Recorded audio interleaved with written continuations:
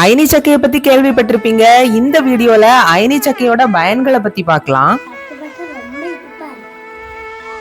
நார்மலா சக்கைனாலே பெருசா இருக்கும். ஆனா இந்த சக்கையை பாத்தீங்கன்னா குட்டியா இருக்கும். ஆனா இதுக்கு கிளைய பாத்தீங்கன்னா எவ்வளவு நீளமா இருக்கு, கொஞ்சம் வித்தியாசமாவே இருக்கு.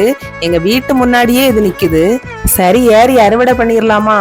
பொதுவா பாத்தீங்கன்னா இந்த மரம் ரொம்ப ஹைட்டா இருக்கும், பறிக்கிறதுக்கு ரொம்ப கஷ்டமா இருக்கும். ஆனா இந்த மரத்துல கீழே இருந்தே காய்ச்சிருக்கு, அதனால அப்படியோ பறிக்கலாம்.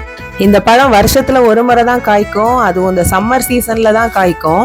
இந்த பழம் பாத்தீங்கன்னா நம்ம இந்த பெரிய பலாப்பழம் மாதிரியே vitamin C, potassium, anti oxidants எல்லாமே நிறைஞ்சிருக்கு. இன்ஃப்ளமேஷனுக்கு கூட இது ரொம்ப யூஸ்ஃபுல். பாத்தீங்களா எவ்வளவு பழம் பறிச்சிருக்கோன்னு. ஆனா இந்த பச்சையா பறிச்சா எப்படியுமே பழுக்காது, நாசாகி தான் போகும். கொஞ்சம் பழுத்ததை பறிச்சாதான் நல்லா இருக்கும்.